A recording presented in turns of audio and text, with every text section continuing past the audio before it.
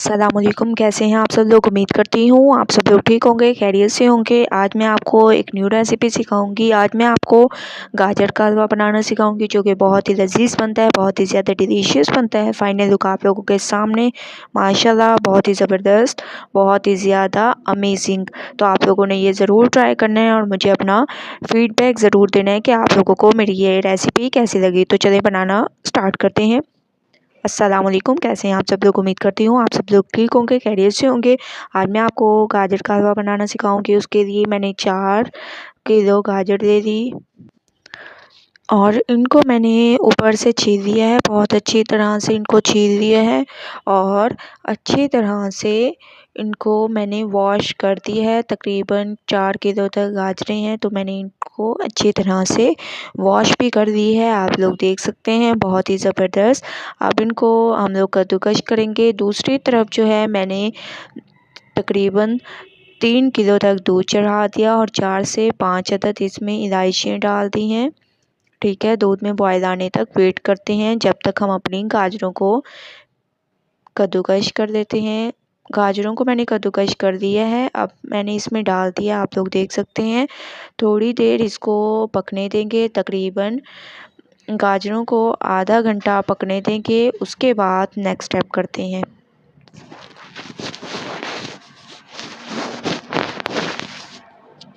गाजरों को पकते आधा घंटा हो चुका है, आप लोग देख सकते हैं। माशाल्लाह ये तकरीबन गल चुकी हैं। ठीक है, अब हम 10 से 15 मिनट इसको मज़ीद मैंने पकाए हैं। आप लोग देख सकते हैं कि जो हम लोगों ने दूध डाला था वो तकरीबन खुश्क हो चुका है आप लोगों के सामने, और गाजरें भी हमारी काफ़ी हद तक गल चुकी हैं। अब हम जो है इसके बाद इसका नेक्स्ट स्टेप करते हैं। नेक्स्ट स्टेप में जो है बहुत ही ज़्यादा ये अमेजिंग स्टेप होने वाला है। उसके लिए मैंने 2 कप तक एक पतीले में ऑयल ले लिया।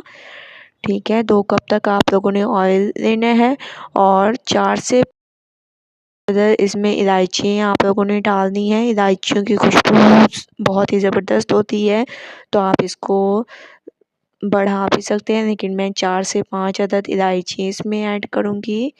थोड़ी देर इसकी खुशबू आने तक पकाते हैं। इलायचियों की खुशबू आना शुरू हो चुकी है। अब जो हम लोगों ने गाजरों को निकाल के रख दिया था, गल चुकी थी गाजरें, वो डाल दी ऑयल में।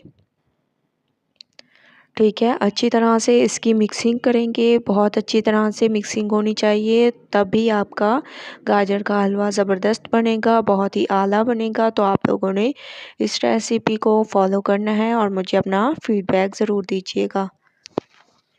मज़ीद मैंने इसको 5 मिनट पका लिया है। अब हम इसमें तकरीबन 2 कप तक शुगर ऐड करेंगे। आप अपने हिसाब से कम या ज़्यादा कर सकते हैं, लेकिन मैं अपने हिसाब से जो मैं आपको बता रही हूँ कि 4 किलो गाजर में मैं जो है 2 कप तक शुगर ऐड करूँगी।